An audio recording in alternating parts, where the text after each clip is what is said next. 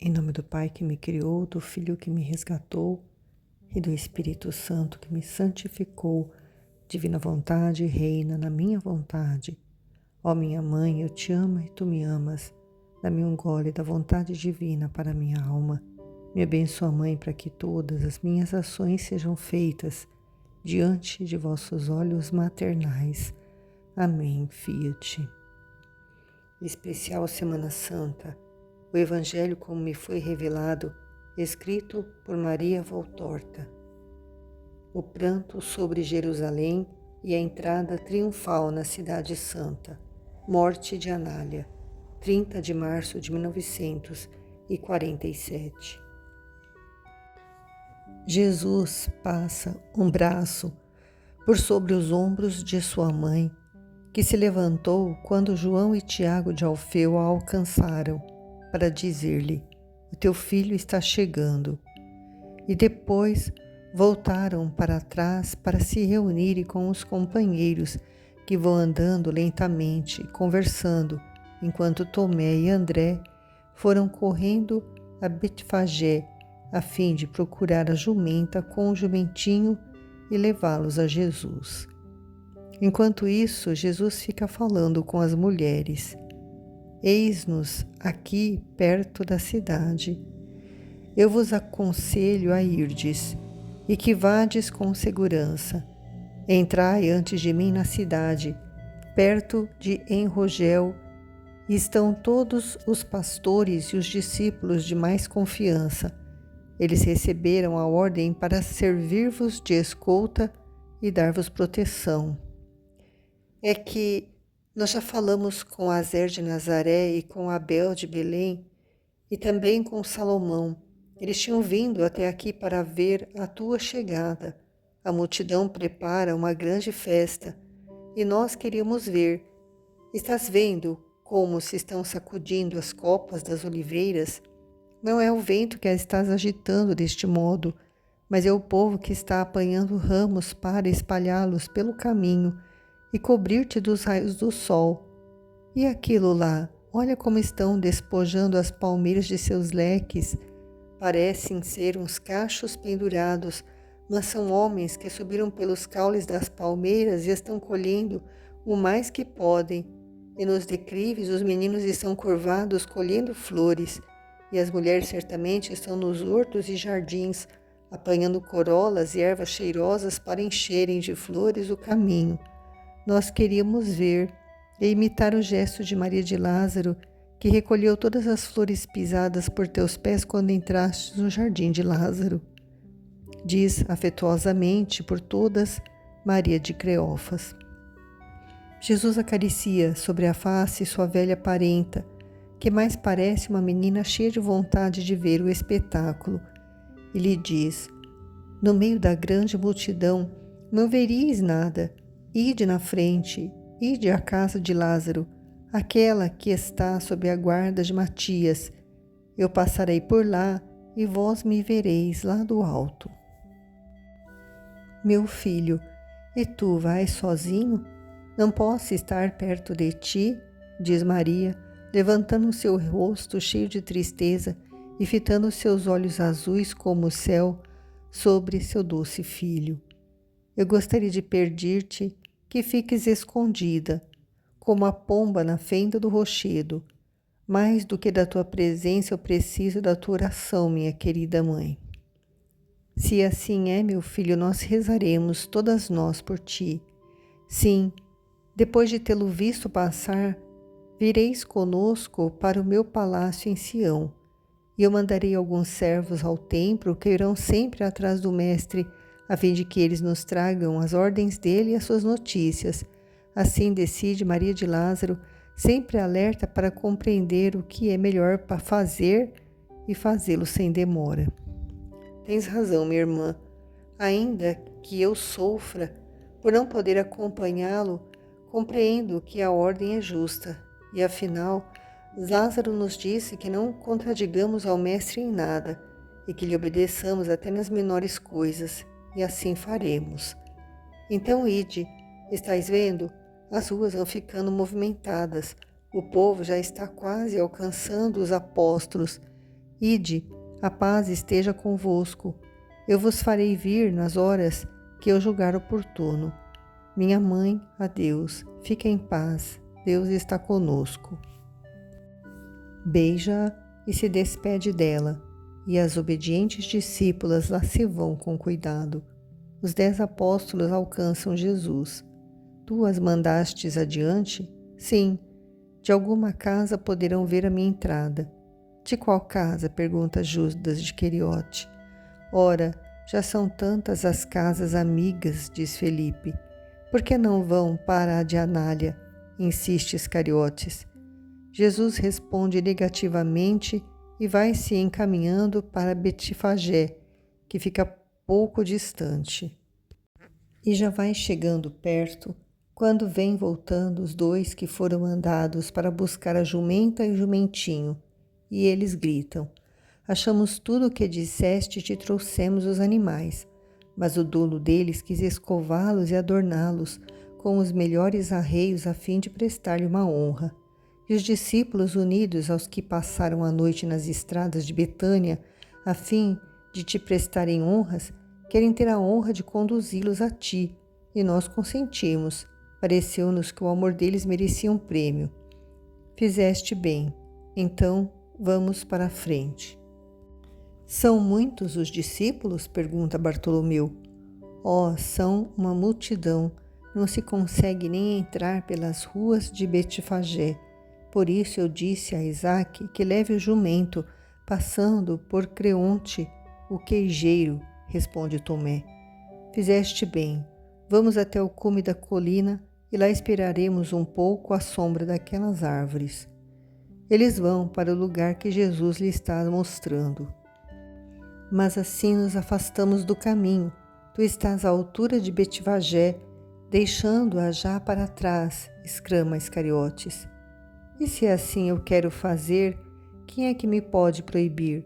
Será que eu já sou um prisioneiro e não me seja mais permitido ir para onde eu quero?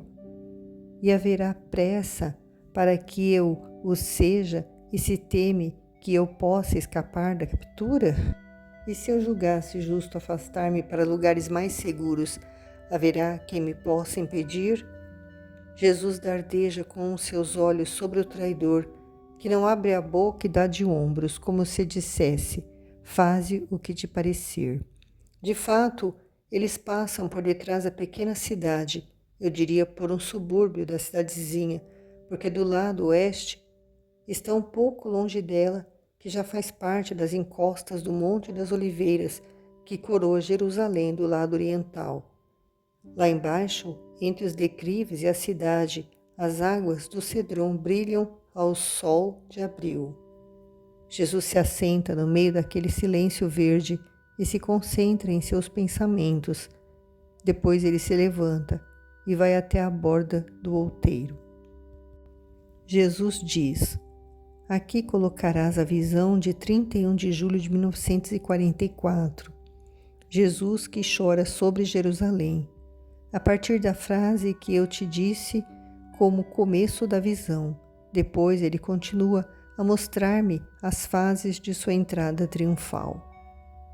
30 de julho de 1944.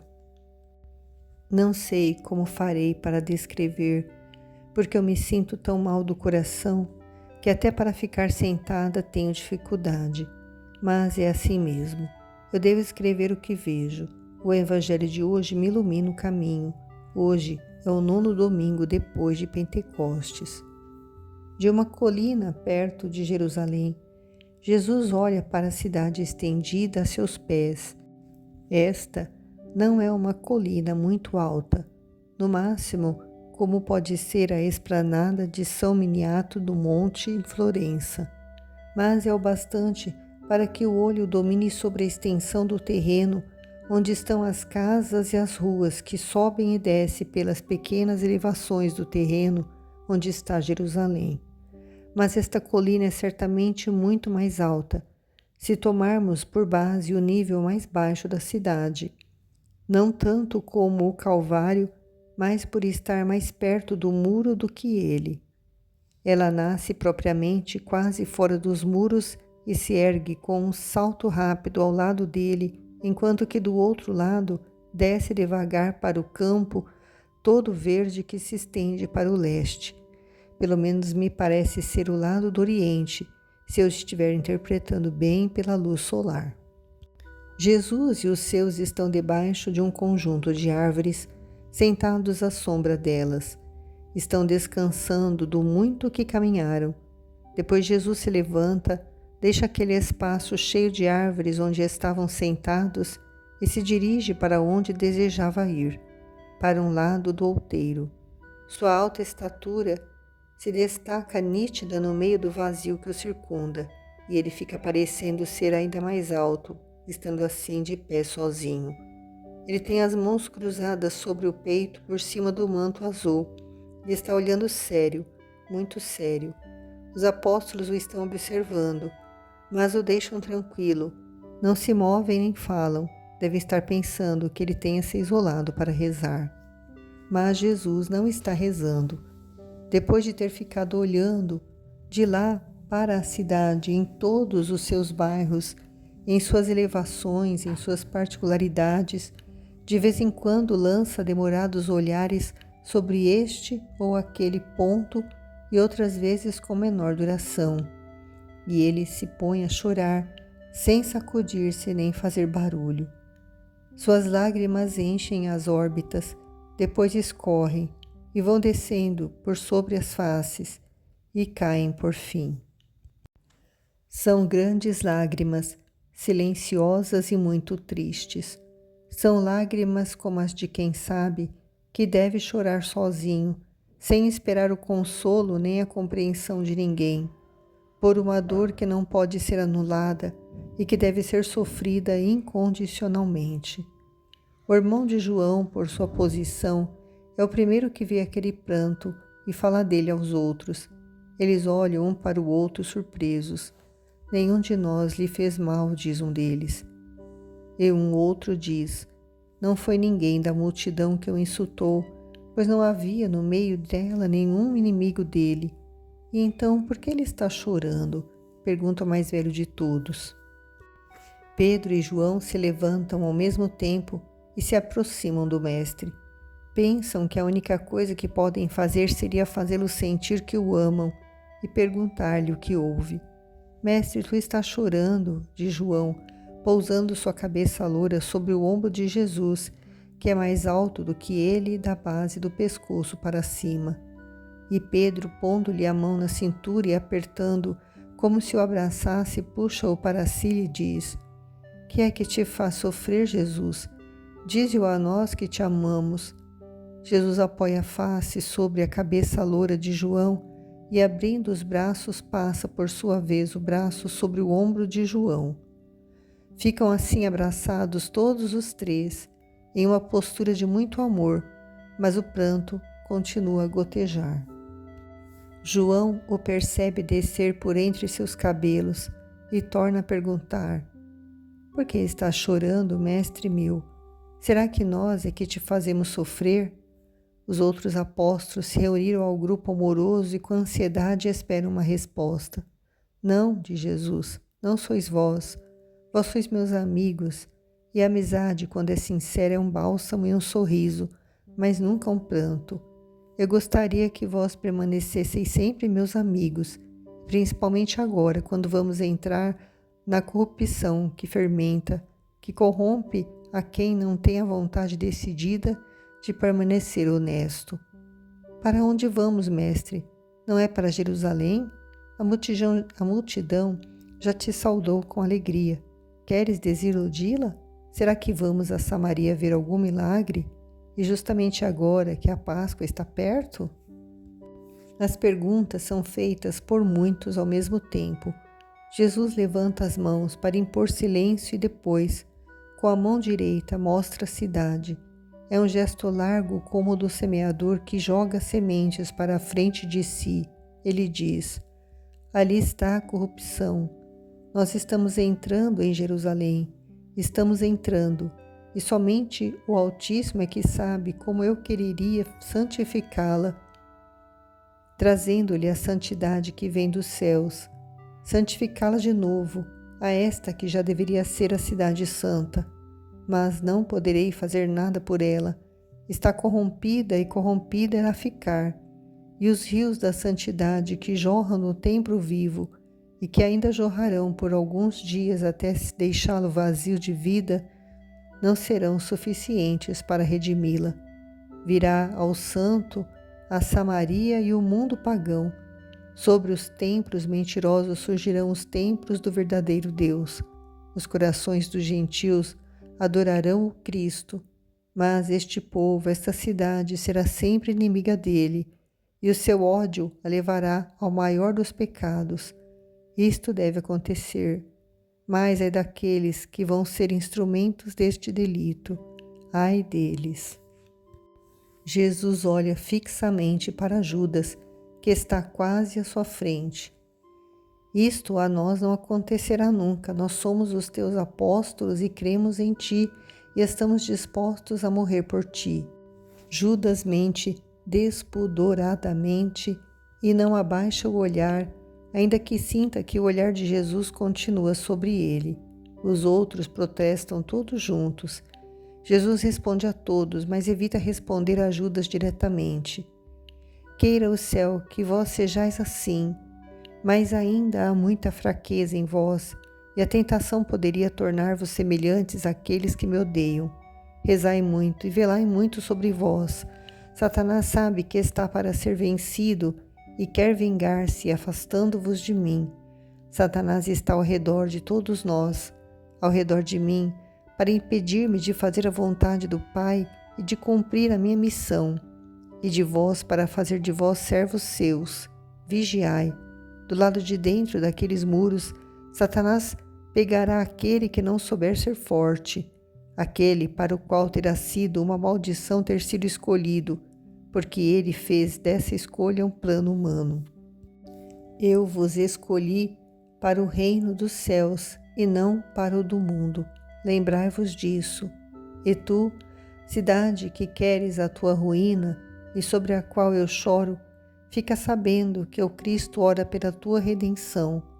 Ó, se pelo menos nesta hora que te resta, soubesses vir a quem seria a tua paz, pelo menos que compreendesses nesta hora o amor que está passando no meio de ti e te despojasse do ódio que te torna cega e louca, cruel para contigo mesma e para com o teu bem.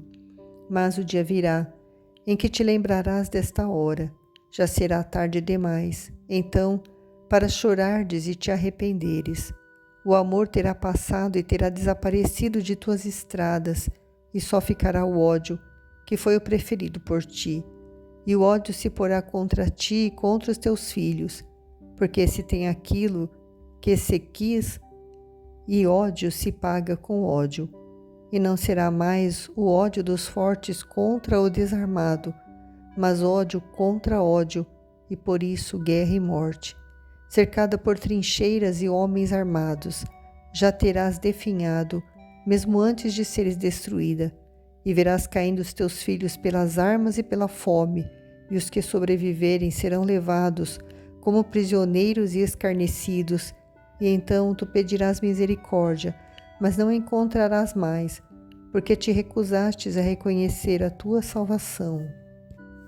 Eu choro, meus amigos, porque tenho um coração de homem e por isso as ruínas da pátria me fazem chorar, mas é justo que isso se cumpra, pois a corrupção campeia do lado de dentro destes muros e passa acima de todos os limites, atraindo o castigo de Deus.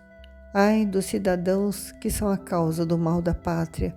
Ai dos reitores que são a causa principal disso. Ai daqueles que deveriam ser santos para levarem os outros a serem honestos, pois ao contrário disso, eles estão profanando a casa do seu ministério e a si mesmos. Vinde, minha ação nada mais valerá, mas façamos que a luz brilhe ainda uma vez no meio das trevas. E Jesus vai descendo, acompanhado pelos seus.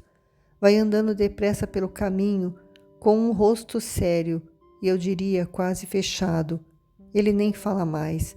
Entra em uma casinha aos pés da colina e eu não vejo mais nada. A cena narrada por Lucas parece desconexa, quase sem lógica. Eu me compadeço das desventuras de uma cidade culpada e não sei compadecer-me dos costumes desta cidade? Não os conheço e não posso me compadecer deles, pois que são esses próprios costumes que geram as desventuras. E ao vê-las, torna-se ainda mais aguda a minha dor. A minha ira contra os profanadores do templo é uma lógica consequência da minha meditação sobre as próximas desventuras de Jerusalém. São sempre as profanações do culto de Deus, da lei de Deus, que provocam os castigos do céu, fazendo da casa de Deus uma espelunca de ladrões, aqueles sacerdotes indignos e aqueles crentes indignos, pois o são somente de nome, atraíam sobre todo o povo maldição e morte. É inútil dar este ou aquele nome ao mal que faz um povo sofrer. Procurai o nome justo, que é este: punição por viverem como uns brutos. Deus se retira e o mal avança. Eis o fruto de uma vida nacional indigna do nome de cristã. Como naqueles tempos, também agora, neste fim de século, não tenho faltado com prodígios que fazem estremecer e reclamar, mas hoje, como ontem, eu não atraí sobre mim e sobre meus instrumentos nada mais do que escárnio, indiferença e ódio. Cada um em particular e as nações, recorde-se de que choram inutilmente quando, tempos atrás, não quiseram conhecer sua salvação. Inutilmente me invocam quando, no tempo em que eu estava com eles, me perseguiram com uma guerra sacrílega que, partindo das consciências individuais devotadas ao mal, espalhou-se por toda a nação. As pátrias não se salvam somente com as almas, mas também com uma forma de vida que atraia as proteções do céu.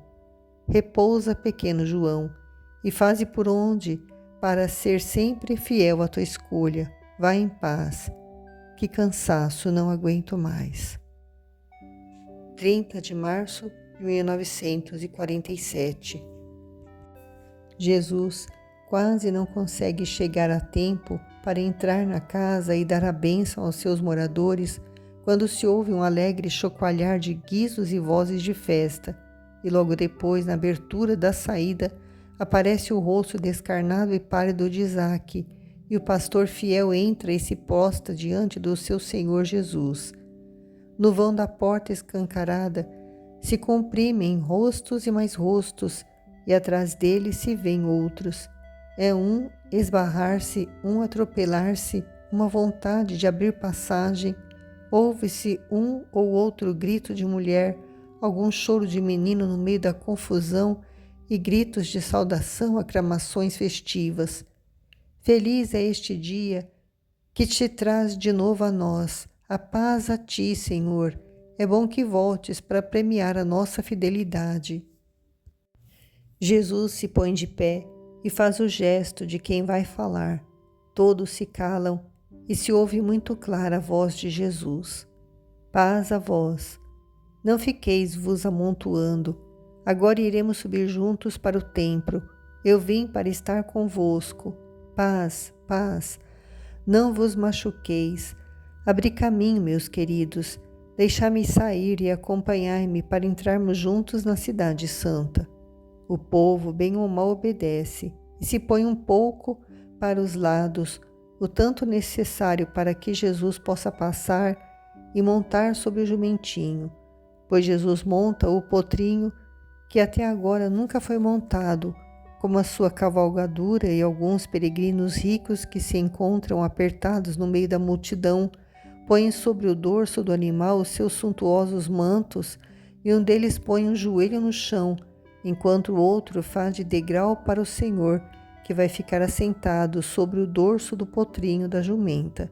E a viagem começa, enquanto Pedro vai caminhando ao lado do mestre, e Isaque vai do outro lado, segurando as rédeas do animal ainda não domado, mas que vai indo tranquilamente para a frente como se estivesse acostumado com aquele trabalho, sem se enfezar nem empacar, sem espantar-se com as flores que são jogadas sobre Jesus, mas que muitas vezes batem nos olhos do animal ou sobre o seu focinho, e ele não se incomoda com os ramos de oliveira, nem com as folhas das palmeiras que são agitadas na frente dele e ao seu redor, ou são jogadas no chão para formarem um tapete com flores.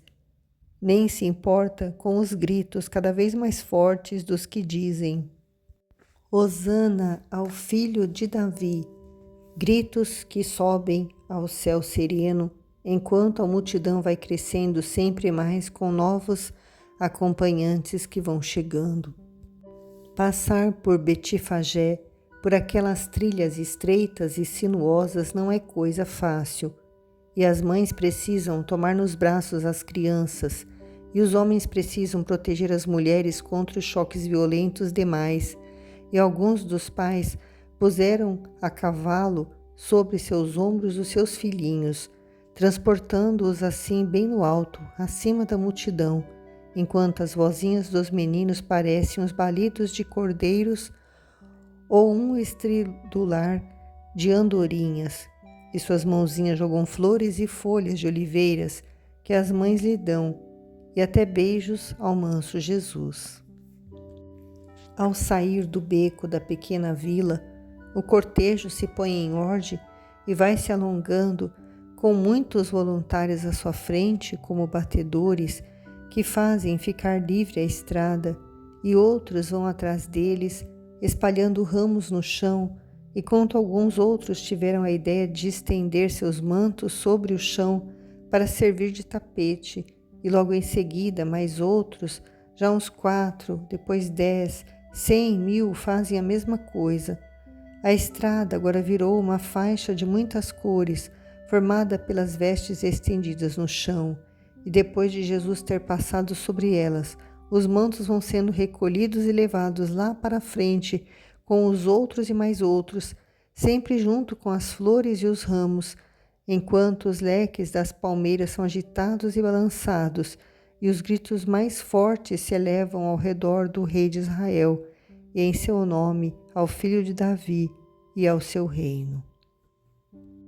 Os soldados da guarda que estavam à porta saem para ver o que é que está acontecendo, mas logo eles veem que não se trata de nenhuma sedição, e então, com as suas lanças, vão postar-se aos lados do cortejo e ficam observando, espantados uns e irônicos outros, aquela estranha homenagem a um rei que vem cavalgando um potrinho de uma jumenta, belo como um deus, humilde como o mais pobre dos homens, manso, abençoando, rodeado pelas mulheres, pelos meninos e pelos homens desarmados que gritam: paz, paz.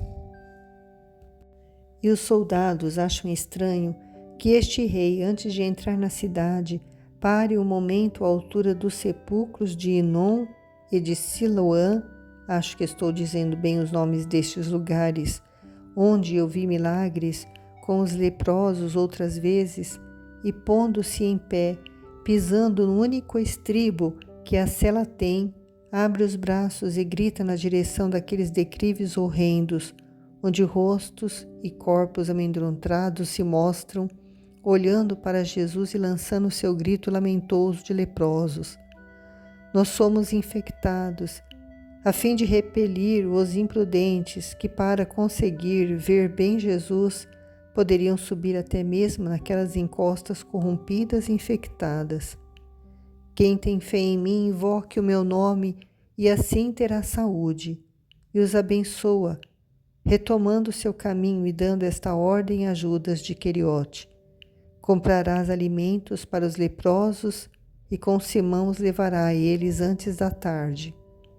Quando o cortejo vai entrando por baixo do arco da porta de Siloã e depois, como uma torrente, se revira para dentro da cidade, passando pela vila de Ofel, na qual cada terraço se transformou em uma pequena praça cheia de pessoas que proclamam hosanas, jogando flores e derramando perfumes lá do alto sobre a rua, procurando que eles caiam sobre o Mestre.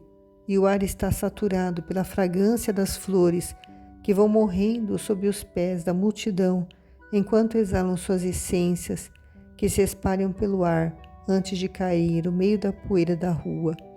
Os gritos da multidão parecem aumentar e vão ficando muito fortes, como se cada um estivesse urrando ou usando de uma buzina, porque as numerosas arquivoltas das quais Jerusalém está cheia os amplificam em contínuas ressonâncias.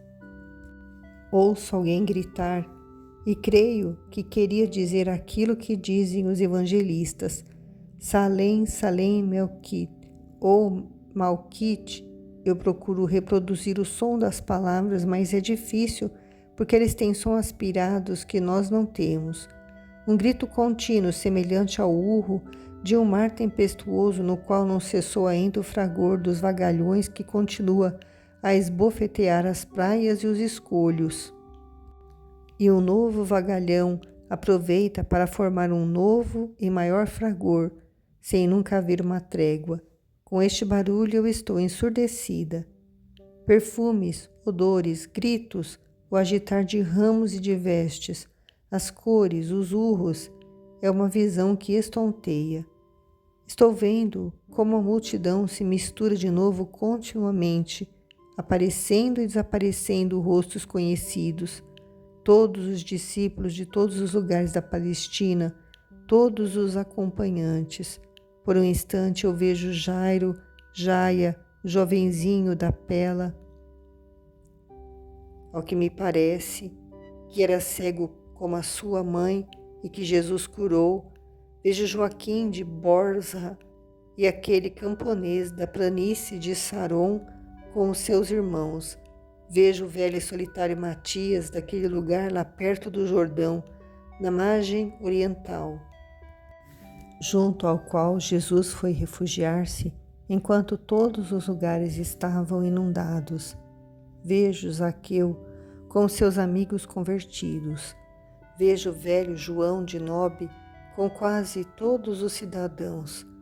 Vejo o marido da Sara de Juta. Mas quem pode guardar a lembrança dos rostos e dos nomes das pessoas vistas mais vezes e também uma vez só?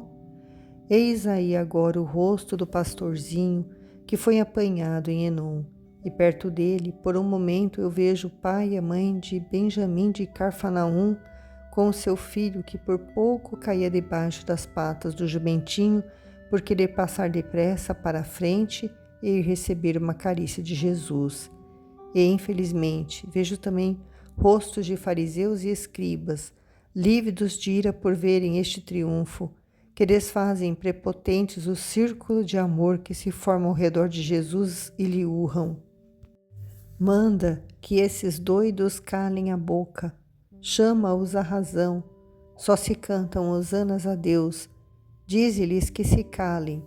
E Jesus lhes responde docemente: ainda que eu lhes dissesse que se calassem e eles me obedecessem, as pedras gritariam os prodígios do verbo de Deus.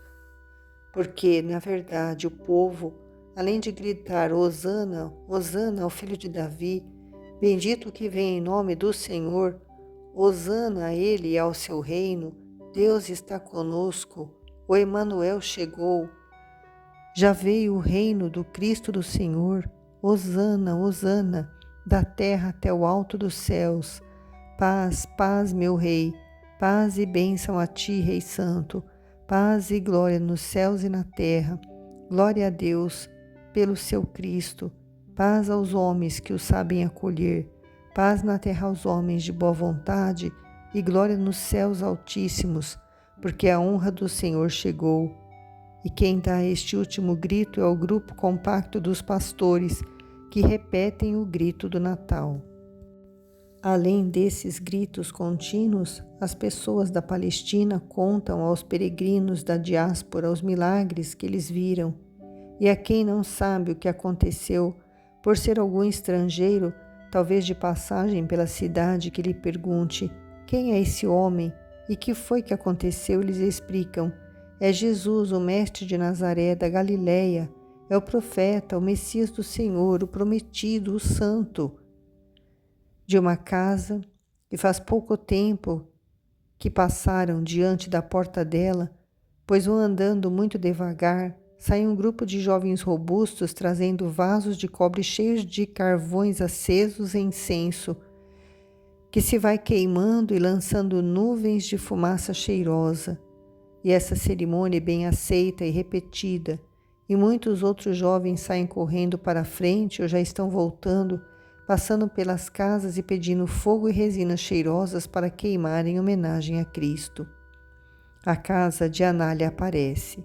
O terraço todo engrinaldado pela videira, com suas folhas novas, que tremulam ao sopro de um vento suave de abril, tem do lado da estrada uma fila de jovenzinhas vestidas de branco, com véus também brancos, e no centro delas está Anália, com cestos cheios de rosas despetaladas e de lírios que elas já estão começando a jogar para o ar. As virgens de Israel te estão saudando ao Senhor de João, que havia conseguido atravessar a multidão e agora está ao lado de Jesus, chamando a sua atenção para aquela grinalda de pureza que se estende para a frente, sorrindo lado para peito, espalhando sobre a rua pétalas vermelhas como sangue e lírios do vale brancos como pérolas. Jesus segura as rédeas por um instante e faz parar o poldro da jumenta. Levanta o rosto e a mão para abençoar aquela virgindade tão enamorada por ele a ponto de renunciar a qualquer outro amor terreno. Anália se assoma ao parapeito e grita: eu vi o teu triunfo, ó meu Senhor, toma a minha vida pela tua glorificação universal. E com um grito muito alto, enquanto Jesus vai passando pelo lado de baixo de sua casa, ela o saúda. Jesus! Ouve-se um outro grito diferente, mais forte do que o clamor das turbas, mas as pessoas, mesmo tendo ouvido, não param. É um rio de entusiasmo, um rio de delírio tão grande que nem pode parar.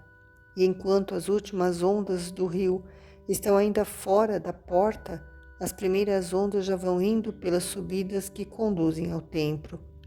Tua mãe, grita Pedro, mostrando uma casa quase no canto de uma rua que sobe para o Mória, e pela qual se encaminha o cortejo. Jesus levanta o rosto, a sorrir para sua mãe, que está lá em cima entre as mulheres fiéis. O encontro com uma grande caravana faz parar o cortejo poucos metros depois que a casa foi deixada para trás. E enquanto Jesus para com os outros, acariciando os meninos que as mães lhe apresentam, chega correndo um homem que abre caminho gritando: deixai-me passar, uma mulher morreu, é uma moça. A mãe invoca o mestre: deixai-me passar, ele já a salvou uma vez. O povo abre caminho e o homem corre até perto de Jesus e lhe diz: mestre, a filha de Elisa morreu. Ela te saudou com aquele grito e depois se virou para trás dizendo: eu vou feliz, e expirou. O coração dela se partiu com a grande alegria de ver-te triunfante. A mãe dela me viu no terraço ao lado da casa e me mandou chamar-te. Vem, mestre. Morreu, Anália morreu, mas se ela estava sã, cheia de saúde, ainda ontem? Os apóstolos se reúnem agitados e os pastores também. Todos a viram ontem em perfeita saúde. Faz pouco tempo que a viram rosada, sorridente. Não entendem essa desventura. Fazem perguntas, querem saber os particulares. Não sei. Todos vós ouvistes as suas palavras. Ela estava falando alto e firme. Depois eu a vi dobrar-se para trás, mais branca do que suas vestes, e ouvi a mãe gritar, e não sei mais nada. Não vos agiteis. Ela não morreu. Caiu uma flor. e os anjos do céu acolheram para levá-la ao seio de Abraão. Brevemente o livro da terra se abrirá feliz lá no paraíso, ignorando para sempre o horror do mundo. Homem, dize a Elisa que não chore a sorte de sua filha. Dize-lhe que ela recebeu uma grande graça de Deus e que dentro de 6 dias ela compreenderá qual foi a graça que Deus concedeu à sua filha. Não choreis, que ninguém chore. O triunfo dela é ainda maior do que o meu, porque uma virgem fazem cortejo os anjos para levá-la à paz dos justos, e é um triunfo eterno que subirá de grau sem nunca conhecer descida. Em verdade vos digo que por vós todos, mas não por Anália, tendes razão de chorar. Vamos. E repete aos apóstolos e aos que o rodeiam. Caiu uma flor. Ela descansou em paz e os anjos a acolheram, feliz daquela que é pura de carne e de coração, porque logo verá a Deus. Mas como? De que ela morreu, Senhor? Pergunta Pedro, que não está convencido. De amor, de êxtase, de um gozo infinito, feliz morte. Os que vão muito adiante não sabem, e os que vão muito atrás também não sabem. É por isso que os hosanas continuam, mesmo que aqui perto de Jesus se tenha formado um círculo de um pensativo silêncio, e é João quem o quebra. Oh, eu gostaria de ter a mesma sorte antes das horas futuras. Eu também, diz Isaac. Eu gostaria de ver o rosto da moça morta por amor a ti. Eu vos peço que façais um sacrifício do vosso desejo. Eu preciso de vós que estejais perto de mim. Não te deixaremos, Senhor, mas aquela mãe, não se lhe dá um conforto? Pergunta Natanael.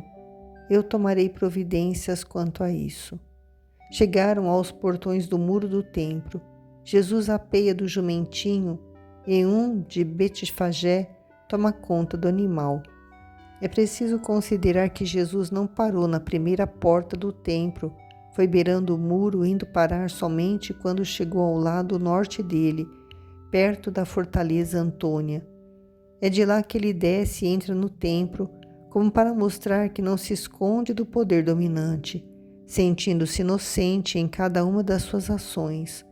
No primeiro pátio do templo, ouve-se a costumeira algazarra dos cambistas e dos vendedores de pombas, de pardais e de cordeiros, com a diferença de que hoje os vendedores são deixados sozinhos, porque todos correram para ver Jesus, e Jesus já vai entrando, com sua solene veste púrpura, e corre o olhar por sobre aquele mercado e sobre um grupo de fariseus e escribas que estão debaixo de um pórtico e o observam.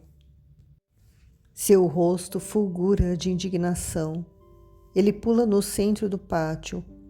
Foi um salto imprevisto que mais parecia um voo, o voo de uma chama, pois de chama parece ser a sua veste exposta ao sol que inunda o pátio, e ele troveja com voz forte: fora da casa de meu pai. Aqui não é lugar de usura e de comércio. Está escrito: a minha casa será chamada casa de oração. Por que é que então, que vós a transformastes em uma espelunca de ladrões, esta casa na qual é invocado o nome do Senhor, fora limpai a minha casa, que não vos aconteça que eu, em vez de usar cordas, tenha que golpear-vos com os raios da ira celeste. Fora, fora daqui os ladrões, os vendilhões, os impúdicos, os homicidas, os sacrílegos e os idólatras da pior das idolatrias, que é do próprio eu soberbo, dos corruptores e dos mentirosos. Fora, fora, ou então o Deus Altíssimo, eu vos digo, varrerá para sempre este lugar e fará suas vinganças sobre o povo todo. Ele não repete as chicotadas da outra vez, mas vistos que os feirantes e os cambistas estão tardando em obedecer, ele vai à banca mais vizinha e a vira de pernas para o ar, jogando no chão as balanças e as moedas. Os vendedores e os cambistas se apressam em cumprir a ordem de Jesus, depois de terem recebido este primeiro exemplo, e Jesus vai gritando atrás deles: e quantas vezes eu terei que dizer que este lugar não deve ser lugar de imundície, mas de oração, e olha para os do templo, que obedientes às ordens pontíficas não fazem nenhum gesto de represália. Depois de limpar o pátio, Jesus vai aos pórticos, onde estão os refugiados, os cegos, os paralíticos, os estropiados e outros doentes que o invocam em voz alta. Que quereis que eu vos faça? À vista, Senhor, os membros, que meu filho fale, que minha mulher fique sã. Nós cremos em ti, Filho de Deus. Que Deus os ouça. Levantai-vos e cantai hosanas ao Senhor.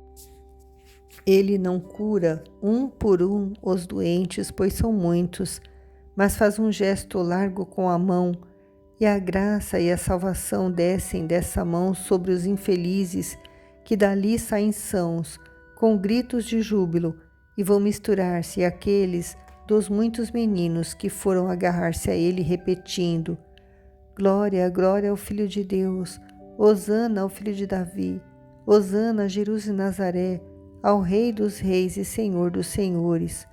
Alguns dos fariseus, com uma fingida deferência, lhe gritam: Mestre, não estás ouvindo? Estes meninos estão dizendo o que não deve ser dito. Repreende-os, que eles se calem. E por quê? O rei profeta, o rei da minha estirpe, por acaso não terá dito: da boca das crianças e dos lactentes fizestes brotar o louvor perfeito para a confusão dos teus inimigos? Não lestes essas palavras do salmista? Deixai que os pequeninos digam meus louvores, pois esses lhes são sugeridos pelos seus anjos, que vêm constantemente ao meu Pai e sabem os segredos dele e os sugerem a estes inocentes. Agora deixai que todos vão adorar o Senhor. E passando diante das pessoas, atravessa o átrio dos israelitas para rezar. Depois, saindo por uma porta, beirando a piscina probática, sai da cidade e volta para as colinas do Monte das Oliveiras. Os apóstolos estão entusiasmados. O triunfo os faz ficar seguros, completamente esquecidos de todos os terrores que as palavras do Mestre haviam suscitado. Eles falam de tudo. Estão ansiosos para saber notícias de Anália. Com dificuldade, Jesus consegue fazer que eles não vão até lá, garantindo-lhes que ele tomará as providências que sabe. Surdos, surdos, surdos a toda voz que traz um aviso divino, eles são homens, homens aos quais um grito de hosana faz esquecer tudo o mais. Jesus fala aos servos de Maria de Magdala, que o encontraram no templo e depois os dispensa. E agora, onde vamos? Pergunta Filipe. À casa de Marcos de Jonas? De João. Não, ao campo dos Galileus. Talvez tenham vindo os meus irmãos e eu gostaria de saudá-los, de Jesus. Poderias fazer isso amanhã, observa-lhe Tadeu. Boa coisa é fazer enquanto se pode fazer. Vamos aos Galileus, eles ficarão contentes por ver-nos. Vós tereis notícias de vossas famílias, eu verei as crianças. E nesta noite, onde iremos dormir? Na cidade? Em que lugar? Onde está tua mãe? Ou então, na casa de Joana? Pergunta Judas Iscariotes. Não sei. Certamente não vai ser na cidade. Talvez ainda sob alguma tenda galileia. Mas por quê? Porque eu sou galileu e amo a minha pátria. Vamos. Ele se põe de novo a caminho, subindo para o campo dos Galileus, que fica sobre o Monte da Oliveiras, perto de Betânia. E lá é um completo branquejar de tendas ao alegre sol de abril. Continua em A Tarde no Getsêmani.